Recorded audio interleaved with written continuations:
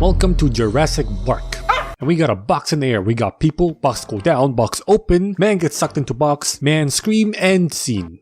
Next scene, lawyer on wood. He is in the Dominican Republic doing lawyer stuff at a mine shaft for some reason. And this guy calls a bunch of miners around to look at a prehistoric mosquito tequito. But I don't think they care. I think they're just here to fucking dig, dude. And if you make the argument that you need them for their lights, they're barely aiming at it. And I'm pretty sure this guy's staring at your ass. Cut to Diggy Wiggy technologically retarded Dino Boy and his wife. Girlfriend? Soon to be wife? I don't know. I don't care really. But they're a thing, okay? And he's scaring a kid with some very unscary dino talk because he hates kids and his ego's so fragile it can be hurt by a fucking 12-year-old. Then some dickhead in the helicopter comes over and that apparently ruins their dig. I mean, if I were him, I'd probably have if I could afford it, a helicopter hovering over my dig to clear all the dust for me. But then again, I'm a fucking idiot, so I don't know. Anyway, dickhead turns out to be Mr. Hammond. He's the guy funding their archaeological dig, you dig? And he needs them to leave right now to sign off on a park that he's making on an island. And he needs the expert approval of 2 different parties of experts to sign off on the safety of this park because of that dude that got sucked into a box. But they're like, nah, sorry, we're busy. But then he's like, I can pay for all your shit for the next 3 years. Say no more, fam, we're in. Ka-ching! Next up, Costa Rica. We got a fat ass making a dubious deal. And apparently in this place, the customer doesn't call for the check. No, the restaurant decides when you're done. Now that's a power move right there. Unless he called for the check before the scene started, but whatever, you know. Also, between this shot and this shot, his hand magically cleans itself. Moving on, Hammond, Dino Boy, Dino Girl, Lawyer Guy, and Jeff Goldblum, who represents the second party of experts and is a mathematician, are on their way to the island. When Hammond goes... There it is. Wait a second, you're moving that way, and you're seated like this, which means your back is the front of the helicopter, and the island is here, and you're looking over there. The hell are you looking at, dog? They buckle up and prepare for landing, and technically speaking, since he has 2 female ends of the seatbelt, she shouldn't be able to buckle up either. But that doesn't matter. They land safely, and... In 48 hours, I'll be accepting your apologies. No, you won't. They drive around for a bit and everybody's jaws collectively drop when they see real-life dinosaurs. Then they go over to the main exhibit area place, I'm gonna call base because it can't be asked, and he shows them a PowerPoint presentation about beans. And he shows them a PowerPoint presentation about how he was able to make real-life dinosaurs. And it goes a little bit like this. Some really old mosquitoes sucked some dinosaur blood. They got stuck in some tree jizz, sap. Then billions of years later, his scientists found these prehistoric mosquitoes and sucked the blood out of their asses, extracted the dinosaur's DNA, and infused it with some frog DNA to make real-life dinosaurs. So in short, movie science. After that, the ride they're on starts and they pass by some scientists and they keep going. They're like, nah, we want to see some scientists. So they get off the ride forcibly and they witness a dinosaur egg hatch. And Hammond's like, I've been present for the birth of every little creature on this island. Really? I find that hard to believe since you're literally about to miss this one, you lying bitch. They see some raptors eat a cow, then they go and eat themselves in a really weird room.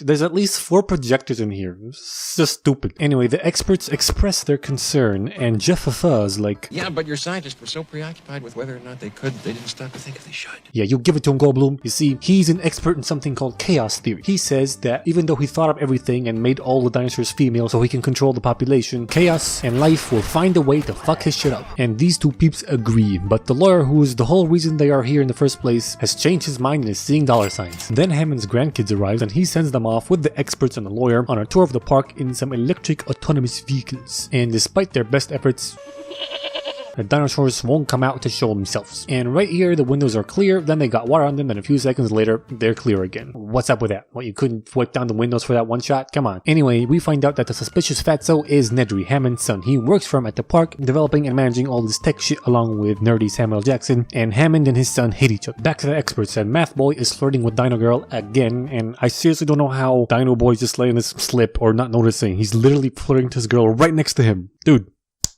Pay attention. They get out of the cars to see a sick dinosaur, and Dino Girl is like, I want to see her shit, and she stays with it while they leave because there is something very important happening right now. A storm is approaching. So there's a boat when all the employees, or most employees of the island, are told to get on this boat, and Nedry wants to steal some dinosaur embryos and get on this boat too. So he's like, I gotta go do something. Oh, and for approximately 18 to 20 minutes, the systems might shut down or go crazy, so yeah, doodles. So he does that, steals a jeep, slides it around and crashes a couple of times, and after the second time he crashed, some dinosaur eats him, the teleporting dinosaur apparently apparently, because he was here and a few seconds later he was hiding very sneakily in the car. Who cares? Nedry's dead, and as he said, some of the systems are going crazy. The car stopped and the electric fences stopped being electric. And a T-Rex comes over and terrorizes these stupid ass kids who just can't help but shine a light into the T-Rex's eyes. If you can't turn it off, just point it at the fucking ground. In fact, why the fuck did you get out in the first place? Not like you can't see the thing. Also, door open here, close in this shot, open in the next shot. Anyway, Dino Boy distracts the dinosaur, but Math Boy, not to be outdone, is like, no, I'm the hero. And instead of following the flare that Dino Boy threw, he zeroes back in on the humans. Way to go, Jeff. So the thing eats the pussy-ass lawyer, and Dino Boy saves the girl, and the boy is still in the car and lands in a tree, so Dino Boy goes up to get him, and on their way down, the car starts falling down too, and Dino Boy, since you're clearly proficient at climbing trees, why don't you just wrap around to the other side to avoid the hassle of racing the car down to the ground, at which point it might fall on you and crush you anyway. You fucking numpty. It's okay though, because by some fucking miracle they don't die. They walk over to another tree and get up there and spend the night. What do you call a blind dinosaur? I don't know. What do you call a blind dinosaur?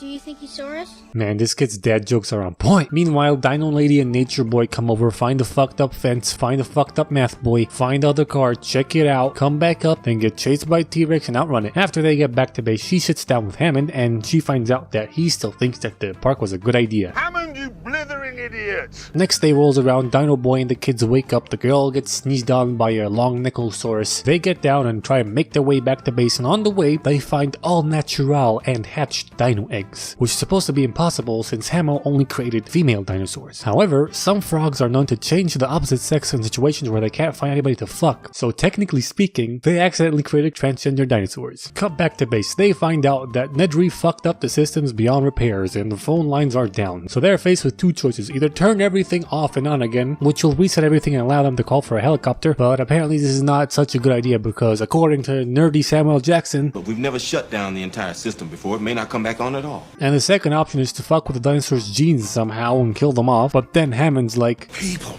are dying. Will you please shut down the system? alright, counterpoint. People are dying.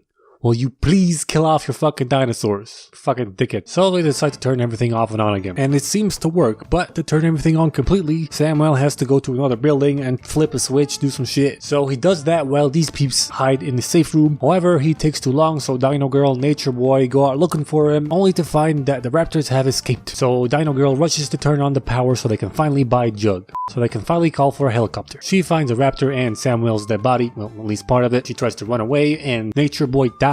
But a little bit before Dino Girl turned the power on, Dino Boy and the kids made it close to the base. All they have to do is cross this electric fence that is not on. And he makes sure of that by throwing a stick at it. Now, I am not a genius, but I am pretty sure that wood is a non-conductive material. So I'm not too sure if throwing a stick at an electric fence proves anything. But as it said, I ain't no fucking genius. But it doesn't matter, he checks at itself by grabbing it with the palms of both of his hands. Now this, I know for a fact, is a stupid idea. You're never supposed to test if a wire is live with the palm of your hands, because if it is, it'll electrocute you and it'll make your muscles tense and grab onto the thing. You're always supposed to check with the back of your hand. I read that on the internet.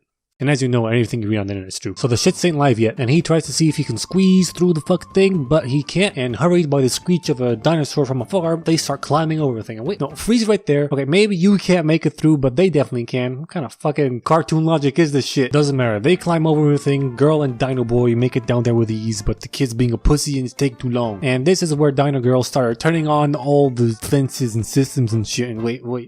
Green means off and red means on? Seems kind of fucking retarded to me. Whatever. Kid gets electrocuted and he falls off, almost dies, but CPR and he's back to life. They make it to base. Dino Boy goes off looking for the rest of the peeps and leaves the kids to chill. Dino Boy finds Dino Girl. The kids play hide and seek with a couple of raptors. They escape, find Dino Girl and Dino Boy, then play some more hide and seek with the raptors, and Dino Boy leaves the fucking gun. Why would you leave the gun, Dino Boy? Doesn't matter because they get cornered by the raptors in a way, but then the T-Rex shows up for some fucking reason, starts fighting the raptors, so the humans can make their great escape. They get in the jeep, they get to the chopper, they fly off, and this shot would make much more sense if you're actually above water and not still on the island. This movie gets 5 T's out of 7 Rexes.